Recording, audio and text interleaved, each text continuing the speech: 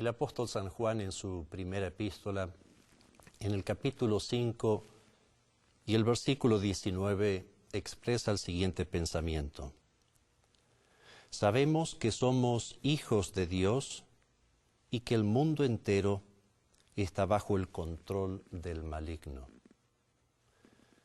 Según las palabras de Dios, el mundo está dividido en dos grupos: los hijos de Dios y aquellos que están bajo las garras del enemigo. ¿Qué significa ser hijo de Dios? Es aquel que ha aceptado a Jesús como su Salvador personal. No importa su vida pasada, quien hoy decide entregar su corazón a Jesús e invitarlo para que sea su Salvador personal, para él particular. Esa persona llega a ser adoptado en la familia de Dios, llega a ser un hijo de Dios. Una pregunta que me hacía por mucho tiempo era, si Dios, a través de su Hijo Cristo Jesús, hizo todo lo posible, todo lo necesario para que el ser humano reciba la salvación, ¿qué puede hacer el Hijo de Dios para que el resto del mundo que está en las manos del enemigo deje de estarlo y pueda ser declarado un hijo de Dios, un hijo de la familia celestial? Dios hizo todo, como decía recién, para su salvación, para tu salvación, para mi salvación, para la salvación de todos los seres humanos.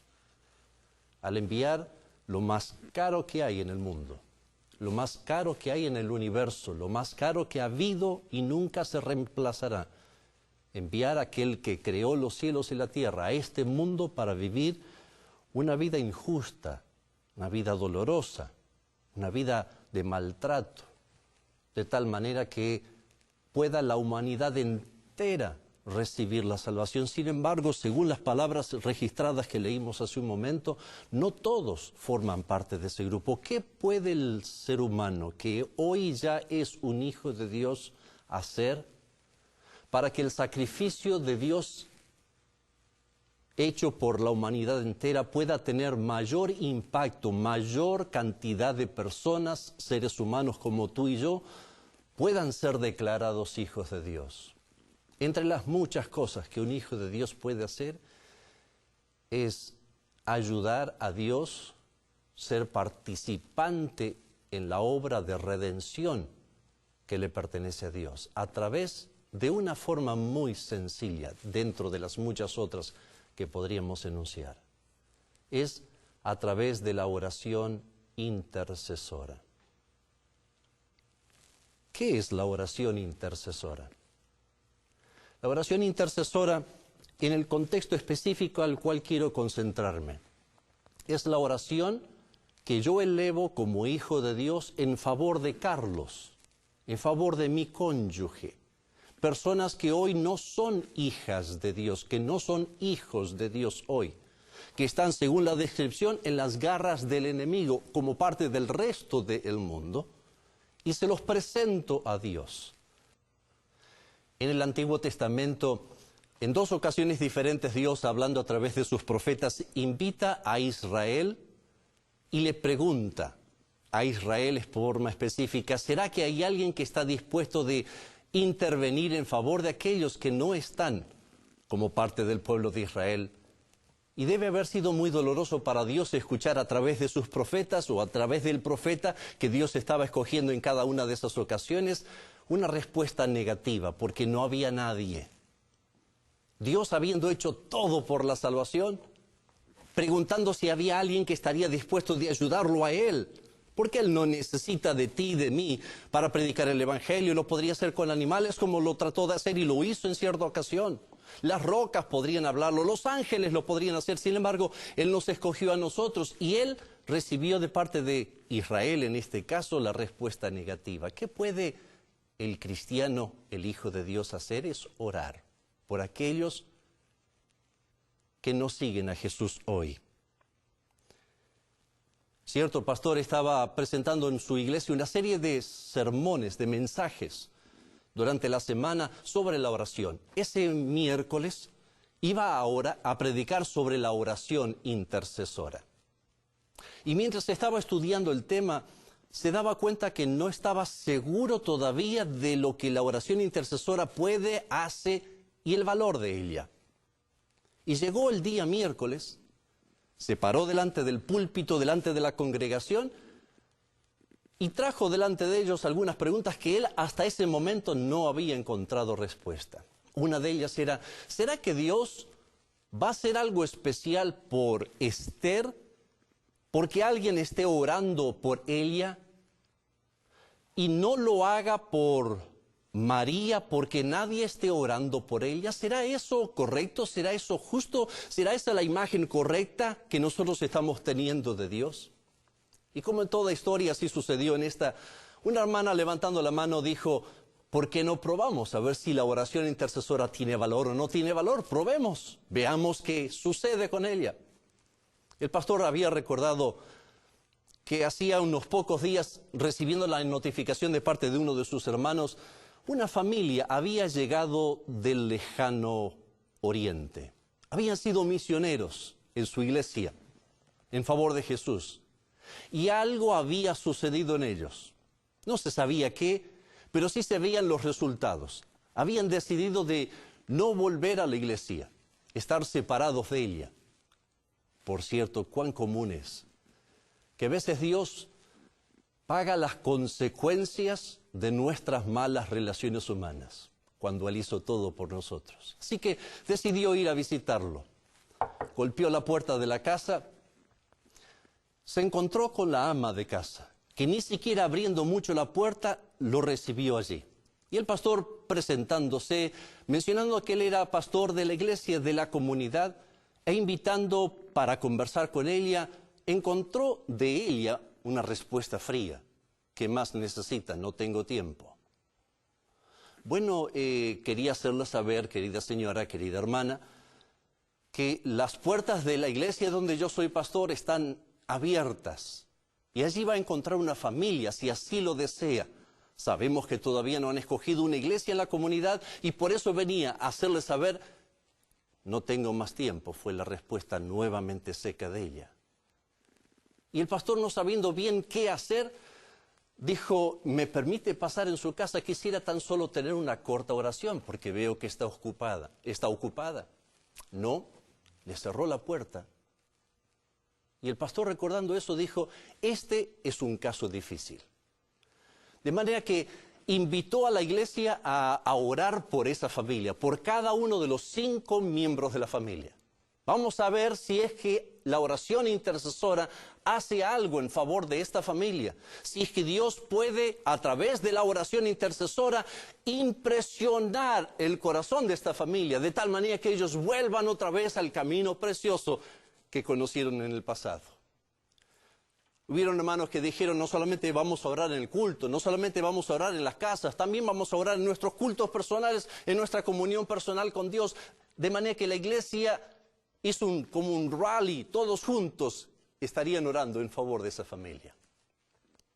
El miércoles siguiente el pastor, antes de comenzar la predicación, le dijo, hermanos, yo no sé si ustedes se enteraron, pero de acuerdo al periódico semanal que recibimos aquí en la ciudad, la casa de esta familia se ha incendiado. No sé por qué están orando ustedes, pero por favor recuerden que nuestra oración es por la salvación de esa familia. Pero vamos a seguir orando. Un miércoles después, el periódico nuevamente trae historia de esta familia. Habían venido, como digo, del lejano oriente, se habían restablecido nuevamente en su patria, en su comunidad original, y habían comprado una máquina grande para iniciar una empresa como familia. Una de las piezas principales había desaparecido y no podían comenzar. Vamos a seguir orando. Unos sábados después, unos días después, el pastor estaba predicando su mensaje del fin de semana. Y allí encontró que la familia, ya más bien al terminar el mensaje, estaba entrando. Cuenta él en su libro que casi tuvo que suspender la predicación por la emoción que estaba presenciando. No solamente él, sino que la iglesia, muy respetuosa de su predicador, siempre mirando hacia el frente, no tenían distracciones entre ellos porque querían demostrarle al pastor el beneficio que estaban recibiendo del mensaje, mirando siempre hacia el lugar donde él estaba dando la palabra de Dios. Comenzó a darse vuelta porque sus ojos parecía que no podían creer lo que estaban presenciando. La familia entera había entrado y se había sentado en la parte de atrás. Terminó el mensaje. Y al final de despedir a la congregación, el pastor volvió a la parte de atrás donde todavía estaban allí sentados, acompañados, rodeados de miembros de iglesia que les expresaban cuán contentos estaban de verlos esa mañana en la iglesia. El padre de familia se puso de pie, se dirigió al pastor y le dijo: pastor, yo quiero que usted sepa algo de nosotros. Hace unas semanas una serie de desgracias, de inconvenientes, de problemas significativos hemos estado teniendo. Tal vez usted no sabe mucho. Y el pastor por dentro decía: algunas de ellas ya las conozco. Y creo saber el por qué les está pasando. Pero escuchó lo que este hombre le estaba diciendo. Se nos incendió la casa. Una pieza importante de la maquinaria que habíamos adquirido recién para iniciar nuestra empresa no apareció, hasta el día de hoy no apareció. Nuestros hijos parecen que están en guerra constante. Mi esposa y yo estamos teniendo dificultades. Y esta mañana, cuando me levanté, algo que ya me tenía incómodo, me llevó a decirle a mi familia al bajar las escaleras y encontrarlos ya desayunando todos. No típico de mis hijos, ya que ellos generalmente quedan durmiendo hasta más tarde, sábado de mañana. Que esa mañana, en ese momento, él quería ir a la iglesia. Y pastor, algo grande sucedió que yo no me imaginaba. Mis hijos, que no querían saber nada de Dios ya desde hace un largo tiempo, mientras todavía estábamos sirviendo a Dios en el lejano oriente, me dijeron: papi, danos un momento porque queremos ir contigo también. Y pastor, mientras veníamos en nuestro carro juntos, tomamos una decisión y yo quiero hacérselo saber. Que hoy nosotros vinimos a esta iglesia. Y en el pasado alguien o algo nos sacó de Dios. Pero esta vez decidimos que hoy nadie nos saca de Dios. Nadie nos separa del amor de Dios. La oración intercesora. Yo creo que es la oración que Dios más anhela escuchar y responder. Porque Dios, habiendo hecho todo por nosotros, ¿cómo anhela que sus hijos intervengan en favor de aquellos que hoy no están? ¿La oración intercesora fuerza a alguien? No, no fuerza a alguien. Porque Dios, aunque nos ofrece la salvación, que es lo más extraordinario que el ser humano puede recibir, ni siquiera lo fuerza, porque nos ha dado y conserva la importancia en nosotros y la respeta del libre albedrío. Pero entonces, ¿qué hace la oración intercesora? Muchas veces me hice esa pregunta y la mejor respuesta personal que tengo es que es como una pared que se construye alrededor de la persona que es el objeto de nuestra oración. Y yo, que soy libre, que estoy hoy en las garras del enemigo, realizando la actividad que estoy realizando, tal vez ingiriendo algo para sentir un éxtasis temporal, porque eso es lo que en las garras del enemigo recibimos, es éxtasis temporales. Mañana necesito algo más para entonces volver a sentir, y es probable que necesito ingerir algo más de más cantidad, de mayor calidad, para entonces poder sentir algo semejante. Y mi vida está yéndose hacia abajo, hacia abajo, hacia abajo. Dios, que anhela sacarme de allí, no puede sacarme porque Él respeta mi voluntad.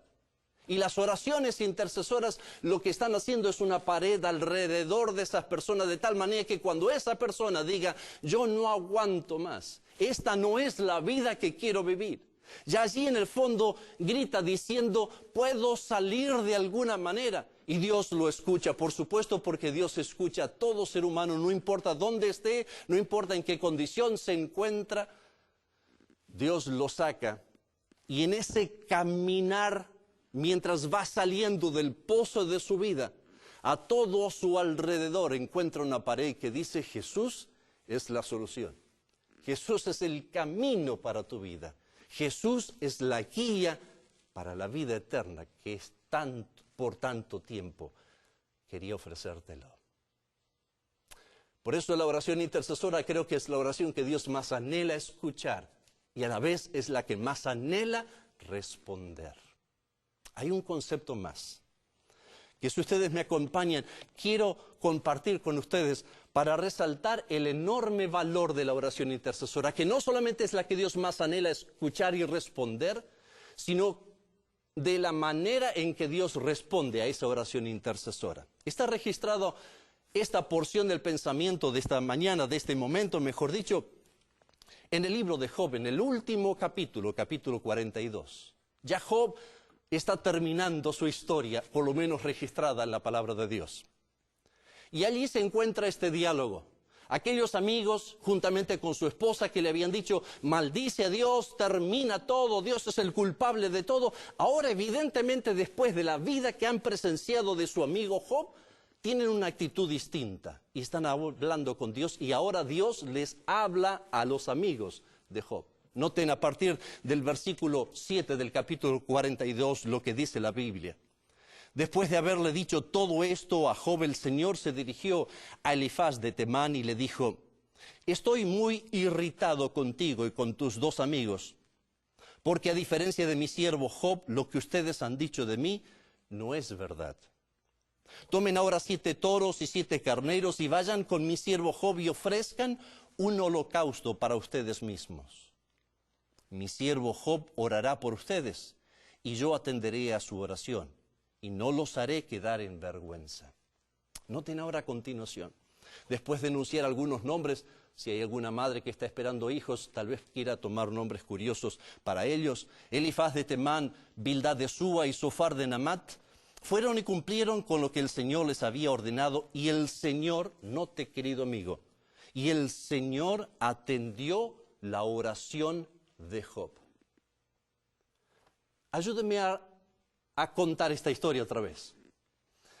Los 3 amigos, después de la vida de Job difícil, de muchas pruebas que había pasado, se dirigen a Dios y Dios les dice: ustedes no hagan esto, porque la vida de ustedes no merece respuesta positiva. Pero pídanle a Job que ore, al Hijo de Dios, que ore, y a él lo voy a escuchar.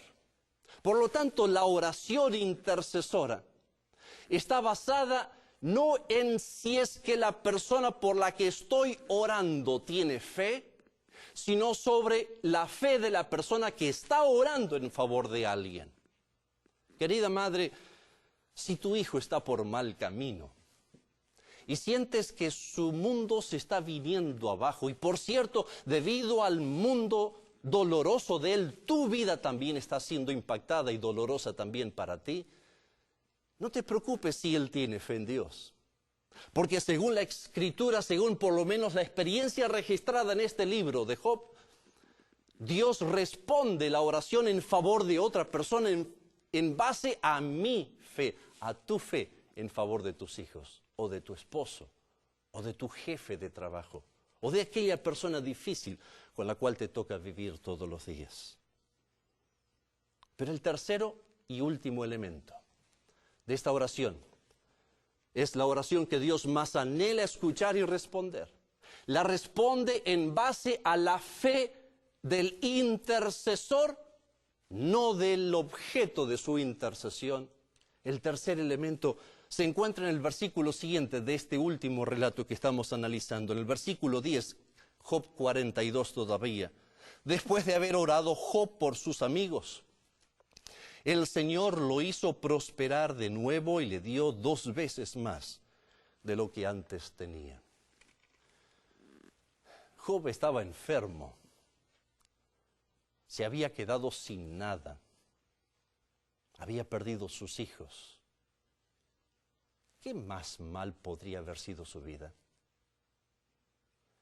Si Job hubiera sido parecido a mí, esa oración habría sido: Señor, Me falta, ¿qué no me falta? Señor, me duele, ¿qué no me duele? Señor, mi vida es miserable, mi vida es vacía, mi vida, Señor, por favor, ayúdame. ¿Tenía razón él para hacerlo? Por supuesto, sobradas. ¿Estaba mal el que la hiciera? No, de ninguna manera, porque Dios considera que la oración es la forma en que Él desea que nosotros abramos nuestro corazón a Él. Sin embargo, Él escogió un camino distinto. Él escogió no decirle a Dios lo que Él, Dios, ya sabía acerca de su vida miserable, difícil y dolorosa. Él escogió hacer lo que Dios más anhela que el ser humano haga: interceder por la salvación de otro. Y debido a que Él intervino en favor de sus amigos, entre comillas, que estaban en el resto del mundo, en las garras del enemigo, Dios atendió su necesidad sin que Él se lo dijera. Maravilloso Dios. Vivía en la ciudad de Berrien Springs. Estaba en uno de los semáforos esperando que cambiara la luz para continuar. Y este pastor, mirando el espejo retrovisor de su carro, notó que el conductor del vehículo de atrás salía y se dirigía hacia donde él estaba. Pastor, estoy desesperada, fue las palabras de esta madre. Mi hija se fue de la casa. No sé qué hacer. La conversación continuó al punto de que los vehículos estaban buscando de poder salir de allí hasta que fueron a un estacionamiento y allí la hermana, esta señora, esta madre, le contó en las mejores palabras que encontró lo que estaba sucediendo, lo que había sucedido esa mañana finalmente en su casa. Su hija de 16 años, hacía ya un tiempo, se llevaba muy mal con ella. No había nada que ella, la madre, podía decir para mejorar la relación. Si hablaba, me insultaba, pastor. Si no hablaba, me insultaba porque no hablaba. Si la miraba es porque la miraba. No había nada que la pudiera sentirse mejor, sentirse querida, sentirse valiosa en casa, pastor. Y esta mañana perdí mi paciencia. No pude aguantar más lo que yo ya le vengo pidiendo hace unos años a Dios, paciencia para que vea esta etapa de ella superada pronto. Y le dije cuando ella volvió otra vez a insultarme, diciendo palabras que por supuesto no quiero repetírselas: no quiero verte más, ándate de casa. Pastor, se fue, estoy desesperada, ¿qué hago? La historia continuó. Los años pasaron y esa hija nunca más volvió a su casa. Fue a vivir no muy lejos de allí, pero sin tener contacto con su madre y su padre. Y la hermana mayor llamó a su mamá diciéndole: ¿sabes? La menor, y dio su nombre, tiene cáncer. Y la madre, todavía herida por lo que había sucedido, escogió no llamarle. Se casó. Los padres no fueron invitados a la boda. Tuvieron mellizas. Los abuelos no fueron invitados para ver a sus nietas. Y un sábado, este pastor fue invitado después de la reunión espiritual en la iglesia del culto a la casa de esta familia o de estos padres solos ahora. Y después de un sabroso alimento, fueron a la sala, se sentaron en los sillones y comenzaron a hablar de la vida. Y muy pronto esta madre trajo a colación el dolor que todavía había en su corazón. Y el pastor Janberg le dijo a ella: ¿por qué no oramos por su hija? Pero pastor, no creo que Dios pueda hacer nada. Yo ya vengo orando, orando y orando y orando. Entonces, ¿por qué no arregla su cuenta con Dios? Pastor, yo amo a Dios. Pero el hecho de que usted no haya hablado con su hija no significará que tal vez, además de lo que ella, su hija, hizo mal hacia usted, usted guarda algo doloroso de esa relación. Se arrodillaron los cuatro y ella oró. Y en su primera parte de la oración, que fue lo único que pudo enunciar porque las lágrimas luego le interrumpieron, le pidió que Dios limpiara su corazón. Y cuando quiso empezar a contarle a Dios lo que estaba pasando en relación con ella y su hija, la emoción no le permitió. Pero Dios, que no necesita palabras, no hay duda alguna que escuchó su oración. Llegó el momento en que el pastor Jambert tuvo la oración final. Y en esa ocasión, el pastor Jambert pidió que Dios, más que rehacer la relación de madre e hija, interviniera en la salvación de la hija. Porque quien se acerca a Jesús y llega a ser hijo de Dios, restablece las relaciones rotas. Terminó la oración. Se despidieron.